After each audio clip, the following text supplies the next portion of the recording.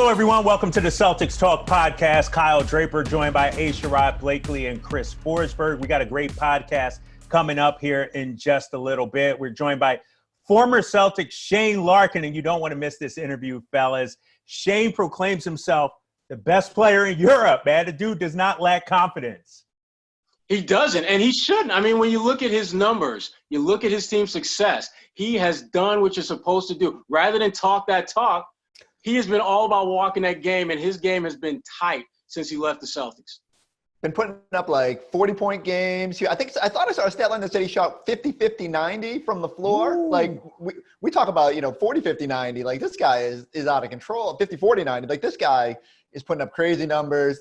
And it's funny because for all the consternation about the Celtics bench, there's a lot of people that are probably like, man, they could use a guy like Shane Larkin at the back end of the bench to help them.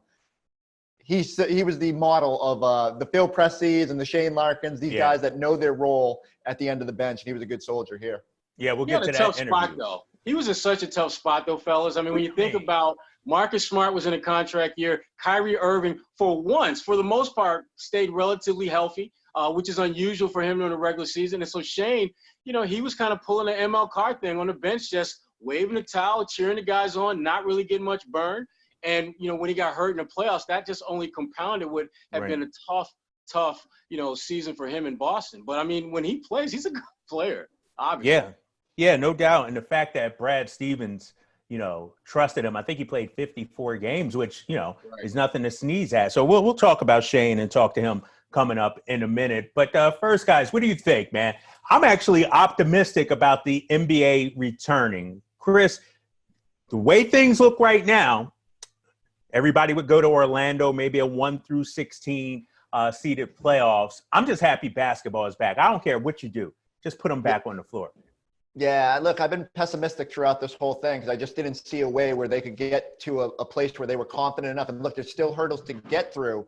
But I do feel like, there's players are motivated. Like LeBron doesn't want a year to go by without a chance to compete for a title. There's money at stake here. They don't want to see the salary cap dip too hard. It's going to cost people a lot of money, and those paychecks have already stopped. They want to get out there and resume and make that money as well. But I just think ultimately, just watching golf this weekend got me so amped for like sports and just 4 hours in front of the television. I can't imagine what it would be like to get any of these pro sports leagues back, but especially the NBA. So whatever format they want to do it in, whatever way they have to do it, they just make it happen. If the games are in August or October or, next June, whatever it is, like just get basketball back and let's get this thing going again. I think it would give just a nice energy to all of us who are desperate to watch NBA basketball again.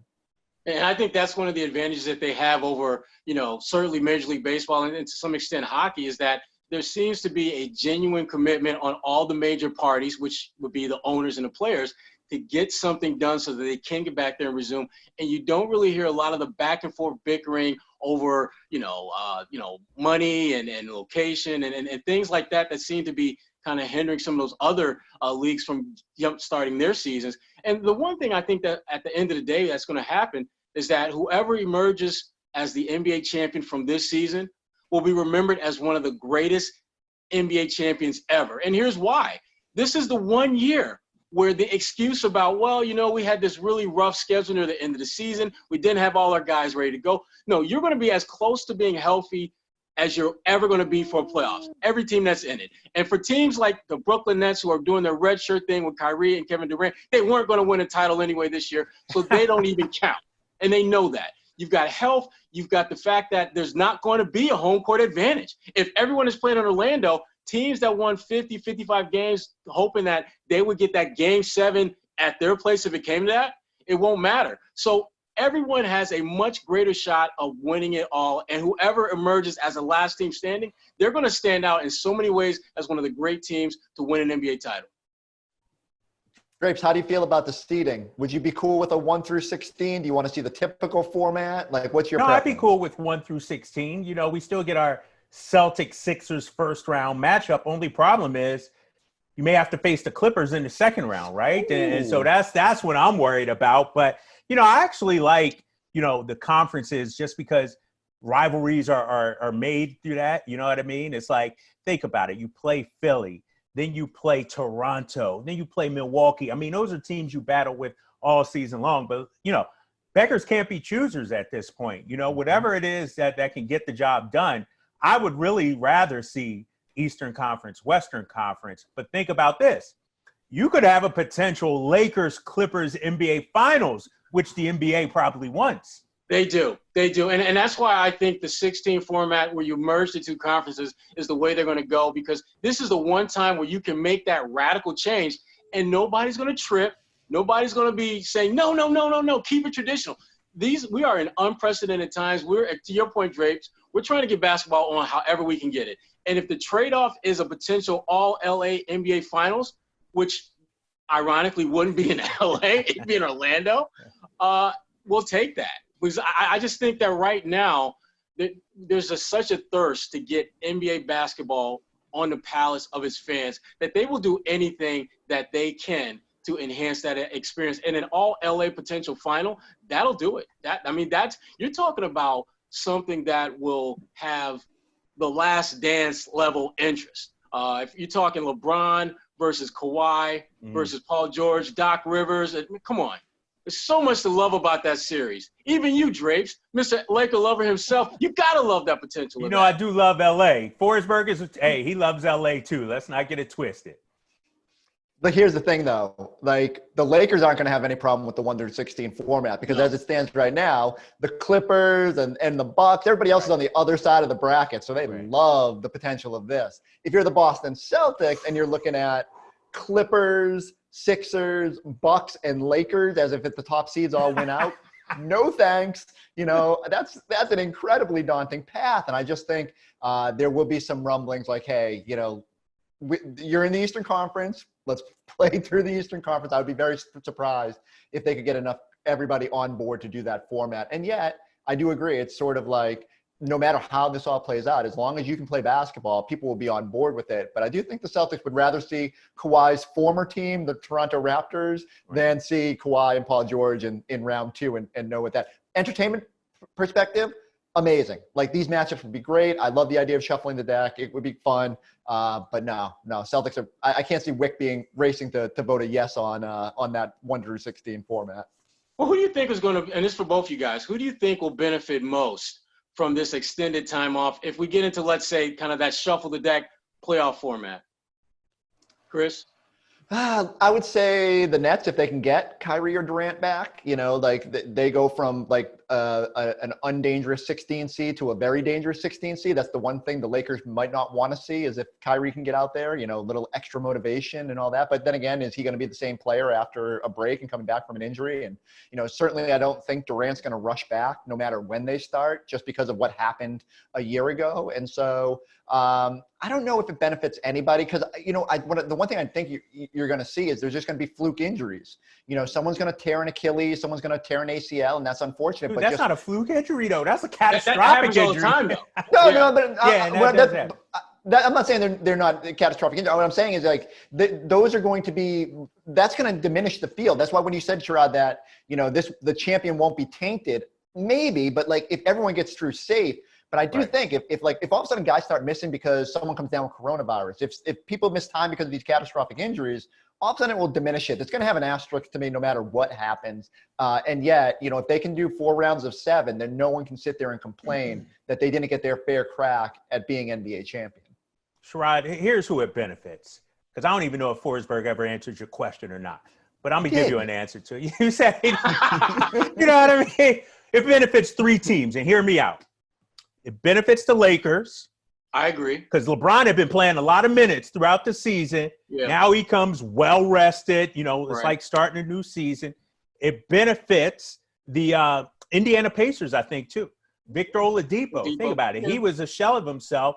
Now, I know he's just probably been working out. It really hasn't been playing games or anything. But now he gets a full training camp almost. You're talking like maybe a month of working out. So I think it benefits them. And it also benefits the Philadelphia 76ers. Yes. Let's not forget, Ben Simmons was hurt when this all happened. He had the back injury. Embiid is well rested now. They hit the reset button, basically. Let's remember, the Sixers were a dumpster fire midway through the season. They sort of hit the reset and can gear up and say, you know what, everything that happened in the past is done. Simmons is healthy. So I think those 3 teams will benefit the most. Tell me I'm wrong. Tell me I'm wrong. With you. Well, okay, you're wrong. Your first two picks made a lot of sense, and your argument for the Sixers would make sense if this one thing happens. What? How committed is Joel Embiid? But we don't know that. We can say that about everybody. We can say that about anybody. How committed is Kemba Walker? How committed is anybody? How committed is you Kawhi know Leonard? damn well that Joel Embiid and conditioning are not BFFs. Don't act as if that's like this thing that just doesn't exist. We've seen him time and time again hit the offseason, come back, and he really hit the buffet table during the offseason. I worry about his conditioning, Drapes. If he comes back and he's committed himself, then I'm actually all in on what you're saying. I think they could be the team that could come out of the East or Frank come out of that side of the bracket if he's committed himself to the conditioning that his talent should warrant. But Drapes, I'm not buying that. I'm not, because he has not shown a willingness to commit himself to being a great player. He's a very good player, but he hasn't put in the time to be a great one. And your boy Ben Simmons, yeah, I like that he's healthier. He'll be a very impactful player. But again, I still think that he's already put a ceiling on how great a player he can be by simply not wanting to be a mid-range shot taker, not maker, taker. Go ahead, Chris. Forsberg, here's the problem, Forsberg. Let me jump in here. Anytime Sherrod talks about the Sixers, you have to take his point with, you got to. Am I wrong because about he Embiid? hates the Sixers. You're like Felger with basketball. I tune you out when you talk about the Sixers because you're biased against Philly. I don't know why. Maybe it's because that's where I'm from or something like that. Maybe you tried to date some girl 30 years ago from Philly and she turned you down or something. I don't know why you hate Philly so much, but man, this is getting ridiculous, Sherrod. Drapes, the point that you're trying to make is that Joel Embiid is going to come back in great shape. And I'm telling you right now, Drapes, that is a huge-ass question mark, and you know it. It's a bigger question mark for him than any other player that we're talking about. That's my point. And I just told you, if he does come back in shape and he's committed himself, they're going to be great. Right. But I don't buy that he's going to do that because he's never done it yet. But we don't know. We just don't know, Forsberg. And I do think a lot of players are going to come back out of shape, and they're going to get the opportunity to work themselves back into shape. And he's so dominant a force when he's playing to his potential that I do worry that no team in the NBA needed a reboot button more than the Philadelphia 76ers. And this gave them the chance to sort of clear their minds, get their bodies right. And I do worry that if they could find it, all of a sudden you come back. It's like a golfer. Drapes, you can relate to this, right? You go out, you have a couple bad rounds. All of a sudden your confidence is shattered. You can't do anything right out there. But you get on a little bit of a heater, all of a sudden you're out there crushing it like Tiger, not looking like Tom Brady. You're playing really well, and I feel like the 76ers could do that. And I hope I don't know if I want it to happen because I did pick them to win the NBA title. I just wanted some validation. If they get a first-round exit, I'll sit there and say, what kind of an insider am I? I have no idea what I'm doing. But we'll see. I think that there's a very good chance they could have figured out some things on the break. I don't know if it'll all work together, but they've got the chance to reboot. Take that for data, Sherrod. Take that for data. It doesn't excuse the point that I made, and that is he has not shown the ability to get himself in the kind of shape to be a great player. He's a very good player. Have we seen Joel Embiid during quarantine? Has he been completely I haven't followed a lot of Sixers Twitter, but dude, he's been in the lab. He's been in the lab. Oh no, he's been on IG. Don't act. He posted a picture with him laying on the floor, exhausted. Come on. My man, he's an IG gym rat, Drapes, and you know it. He's putting in the work. All right. Anything else you want to bring up, Forsberg? You always like to bring up random things, bro. Anything? Do I got anything? No. Did you watch the Tiger match? I did. It was actually pretty good. I actually felt bad for the guys. I know they're multi-millionaires and everything, but the weather sucked, dude. I did not envy those conditions at all. Almost any other tournament, that game would have been postponed under almost any other circumstance and issues. But Tom Brady, I like the exchange with Charles Barkley. That was the best part for me about Tom Brady. But for the most part, I mean, he seemed to be really locked in, which made it a little bit uncomfortable for me because this is charity. Have fun. But him and Tiger specifically, they really seemed trying to get that win. They weren't really out there just to have fun like Peyton and Phil were. The weather was a nice sort of excuse if you played bad, so I don't feel too bad for them having to play through that monsoon. Brady got that one thing. I always joke about this when I'm out on the course. If you have like one hole where you get a birdie, you go home. You're not like, oh, I shot a 94 today. You go home, you're like, I hit this 8-iron sky high, spun it back. Like, that's all you need is one shot to get it going. My only complaint, Tom Brady, get a real driver. Like, what was that driving iron he's using half the time out there, the hybrid or whatever it was? Get out. He never hit the fairway, did he? I mean, he was struggling off that's the the tee. thing. If you're not going to hit the fairway anyway, like, just rip away, at least swing. Yeah. Oh, man. I'm sure it'll be up on the TB12 website at some point trying to sell Tom Brady method driving irons. All right, fellas, let's get into this conversation with my guy, Shane Larkin. And you viewers and listeners, you'll find out that you can't keep drapes away. Sherrod and Forsberg, they tried to silence me. They tried to cut me out. They tried to kick me off the podcast. I wasn't having any of it. Here's Shane Larkin. This week is the debut of the first episode in our NBC Sports Uncovered series. For the next 6 weeks, we will be bringing you the story behind the story of some of sports' biggest moments and people. Go back to the Sports Uncovered feed right now to download last week's episode, I'm Back, how a 2-word facts from Michael Jordan announcing his comeback changed the course of NBA history forever. While you're there, tap the subscribe button to get automatic downloads of Sports Uncovered for free. Here's a clip from the I'm Back episode. This is Mike Tirico introducing you to Sports Uncovered. The debut episode will explore I'm Back, the 2-word facts from Michael Jordan announcing the most famous comeback in NBA history.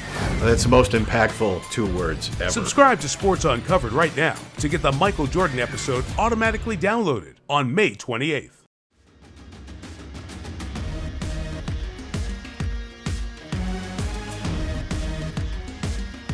Folks, welcome to the Celtics Talk Podcast. We have got Shane Larkin, former Boston Celtic, dominant player in the EuroLeague. His team, best record in the EuroLeague, top scorer for that team.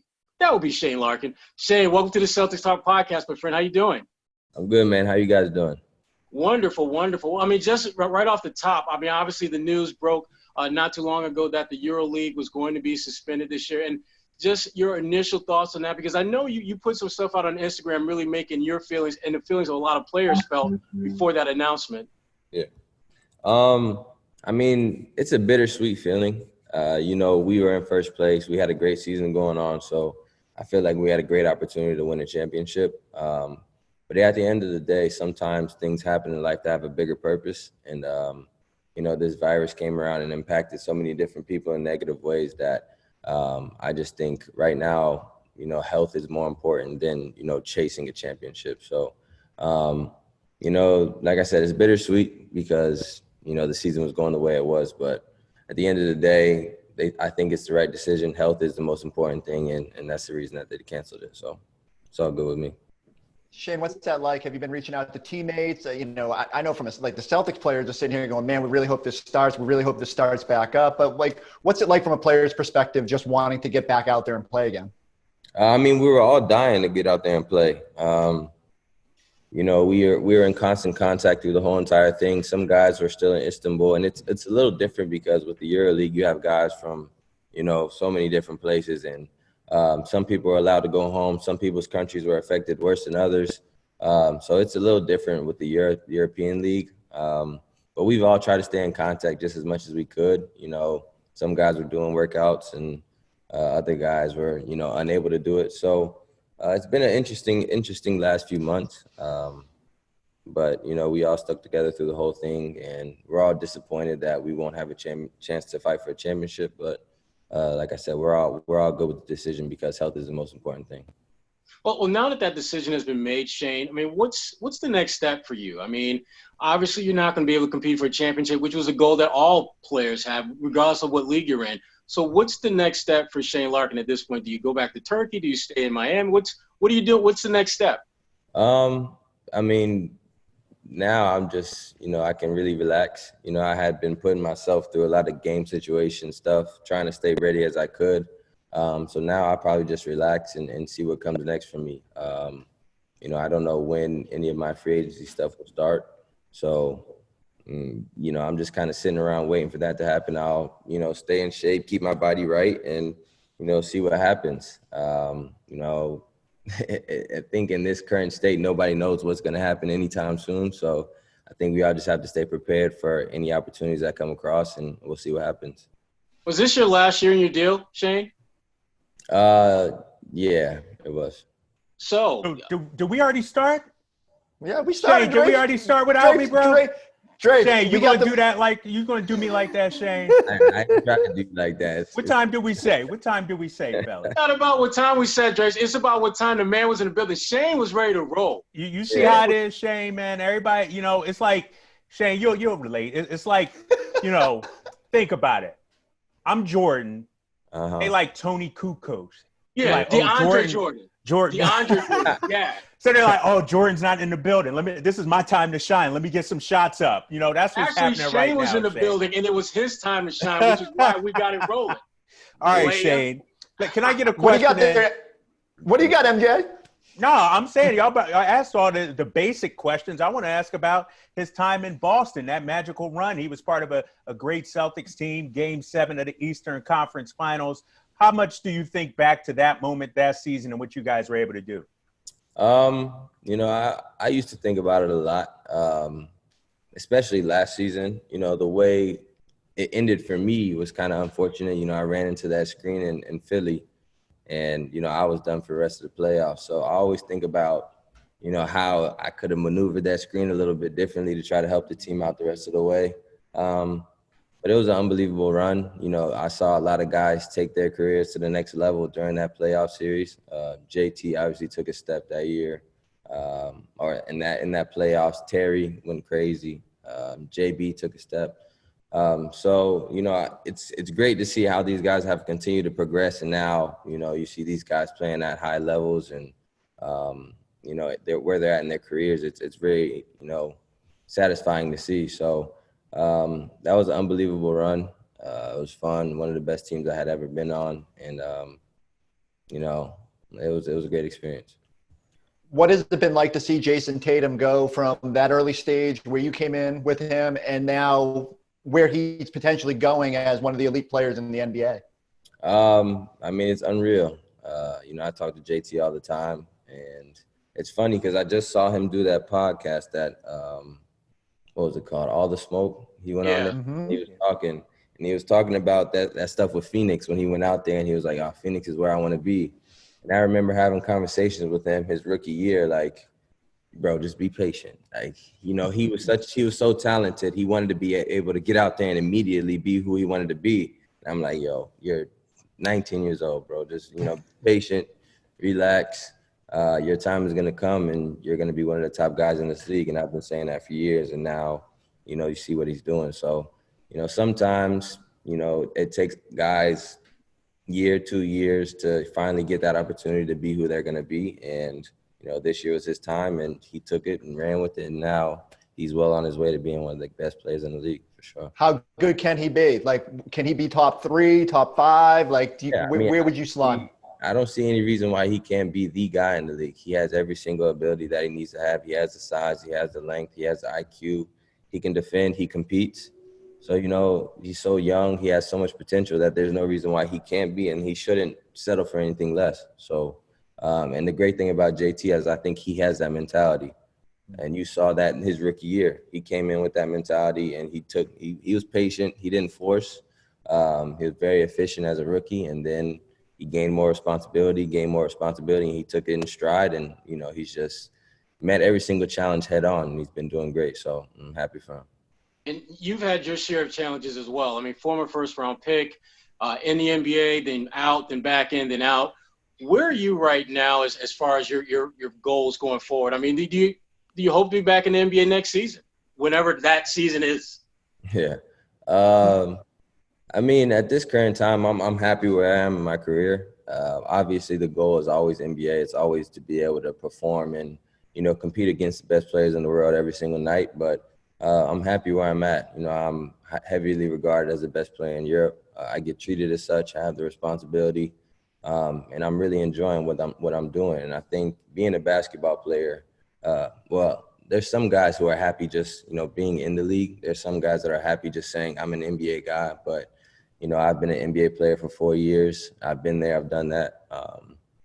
And the only thing that would make me happy, or the only thing that makes me happy, is being able to compete. So if an NBA team offers me the opportunity to go out there and play, minutes every single night, have a real role, have a responsibility on the team, then I'll take that chance. I'll come back to the NBA and, I'll see what I can do in my third stint. But I'm very happy if it doesn't happen. I'm very happy being the best player in Europe and, having the responsibility to go out there and play the way I play. What does that mean to say that? I mean, sorry. What does that mean, though, to say that I'm the best player in Europe? And it's not just talk. When you look at the wins, you look at the stats. Yeah. I mean, the receipts show that you're that dude. What does that mean to you? I mean, it's a great feeling. I've been doubted a lot of my career. There's many guys that go overseas and don't have that level of success. So I think it's a testament to how hard I've been working. I've had a lot of injuries. I've been through a lot. I've been in bad situations. It means a lot to me because this is what you work for. You work to be the best that you can be. And I think I'm currently, at 27 years old, entering that prime that everybody talks about. You have these years of your prime. And I think I'm just now entering into mine. And, I'm not a cocky guy. I'm not a conceited guy, but you can see, what I've been able to accomplish here. And I feel like given that opportunity in the NBA, I can, maybe not go and score 25 a night, but, I can come back and give good minutes to a team and, produce at a high level. And I don't think the NBA has seen the best version of Shane Larkin yet. So, if that opportunity comes around again, I'm sure, it'll be a much different situation than the one in the past.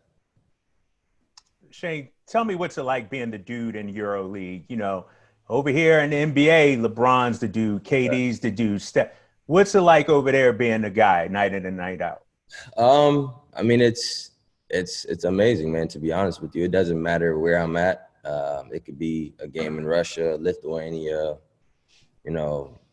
Israel, Germany. It doesn't matter. There's people that are buying tickets to come out and watch me play. And there's guys and there's kids and there's fans that are staying 20, 30 minutes after the game to get pictures with me. And, it's a similar situation. Obviously, the NBA is a whole different entity. It's a whole different world. It's a whole different league.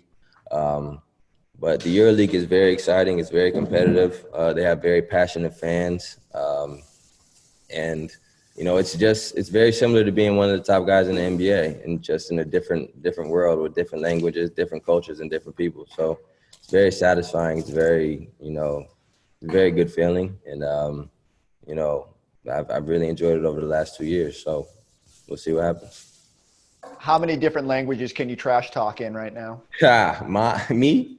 Only one. I only can trash talk one. Only one. Reflecting on your time in Boston, what was it like playing for Brad Stevens? And what's the biggest story you can give us, that we don't know about Brad? Did he does he curse you guys out behind the scenes? Is it what don't we know about Brad Stevens? I mean, Brad's an unbelievable guy. Great guy.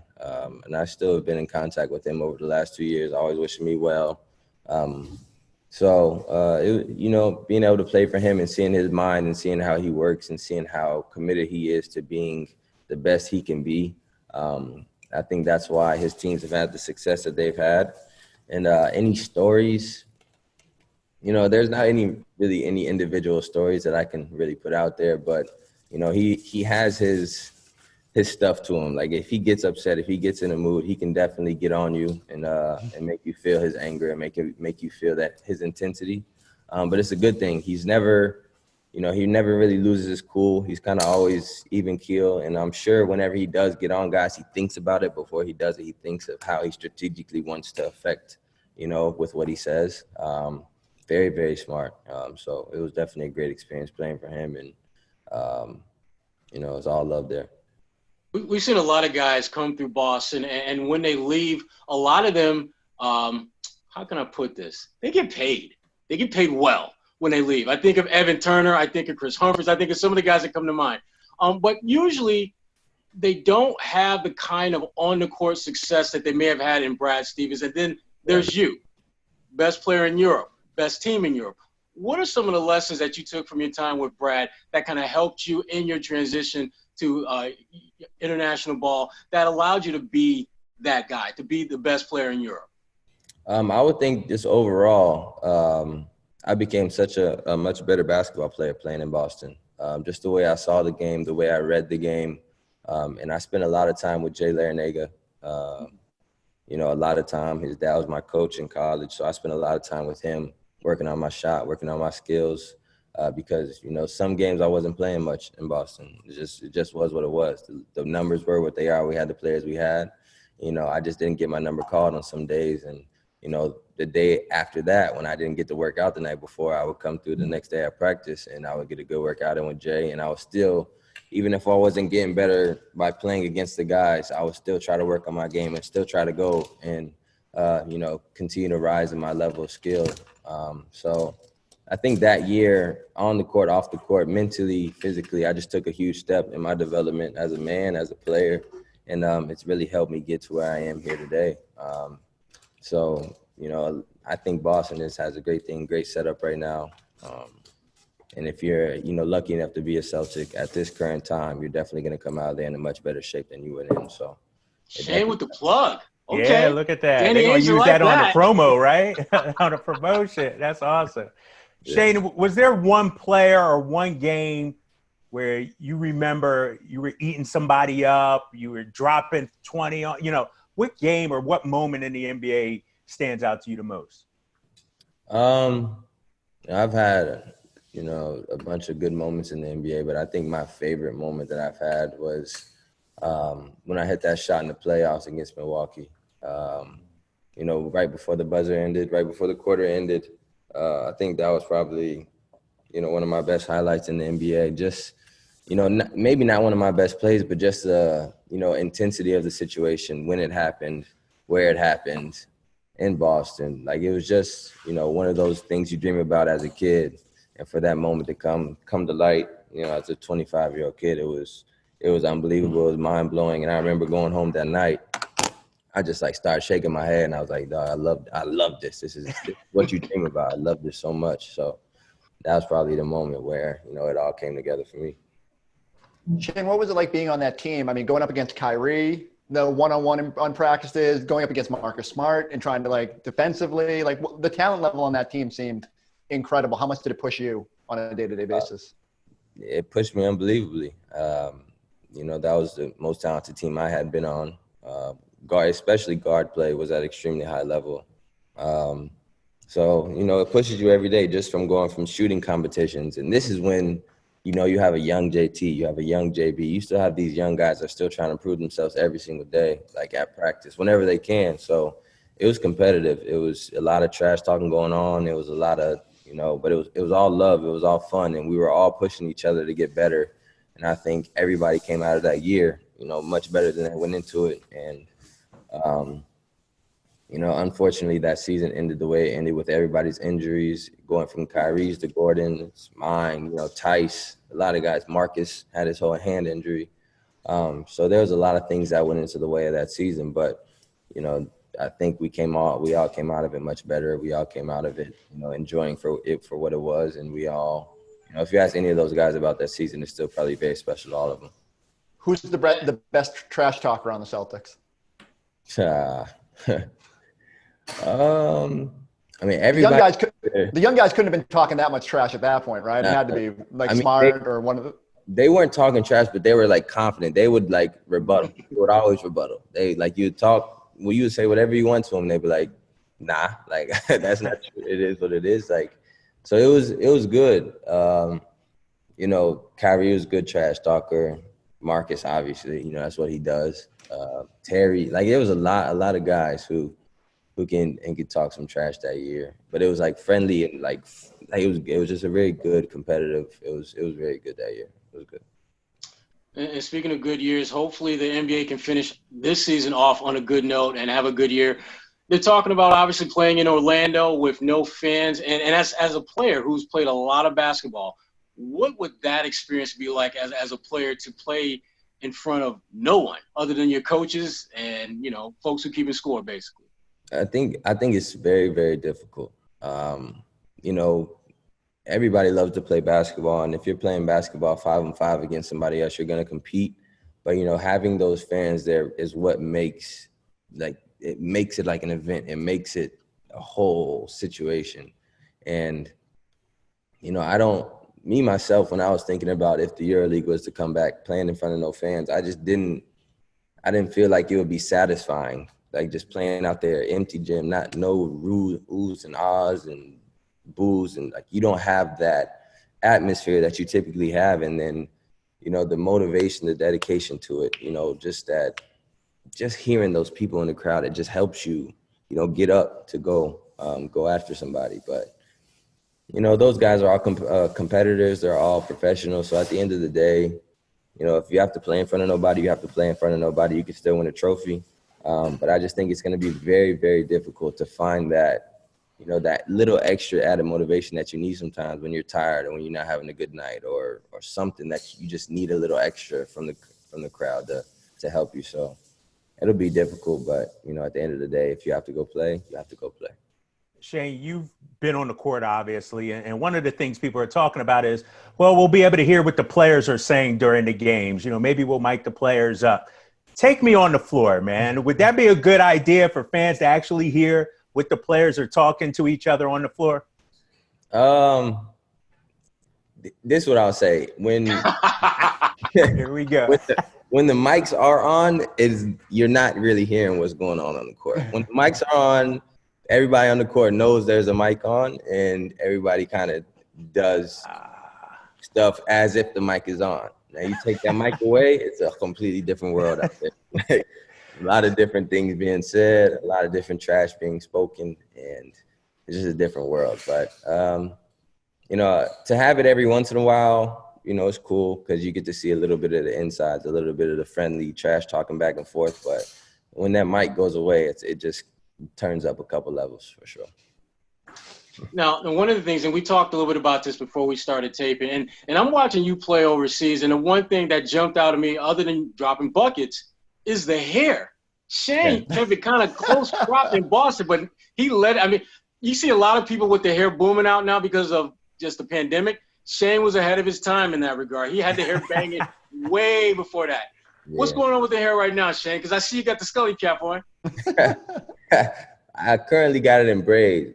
So I got it hidden right now, but yeah, I never, like I was telling you before we started, I never cut it since Boston. I just let it go. I let it. Why?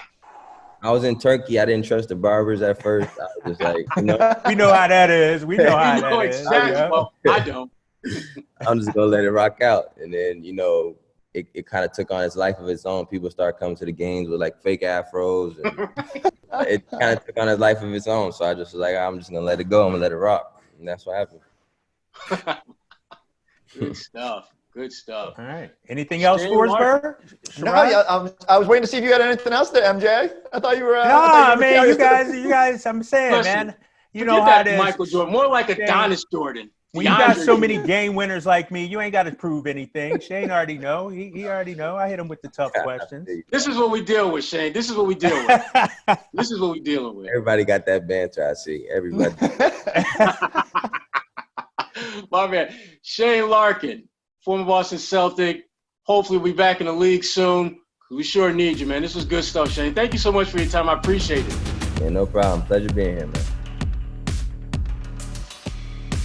Subscribe to any podcast from the NBC Sports Boston Podcast Network for your chance to win a desktop Bluetooth speaker. If you're already subscribed, you're covered. Just submit a screenshot to show your subscription. Enter at NBCSportsBoston.com/authenticfan. Shout out once again to Shane Larkin for jumping on the Celtics Talk Podcast. Hopefully next time we're talking, we'll hear about the NBA's plans to return to the floor. That'll do it for this week's edition of the Celtics Talk Podcast. Make sure you check us out on all your favorite podcasting apps. Subscribe out there, leave a review. Ray Sherrod Blakely and Chris Forsberg. I'm Kyle Draper. We'll see you next time on the Celtics Talk Podcast.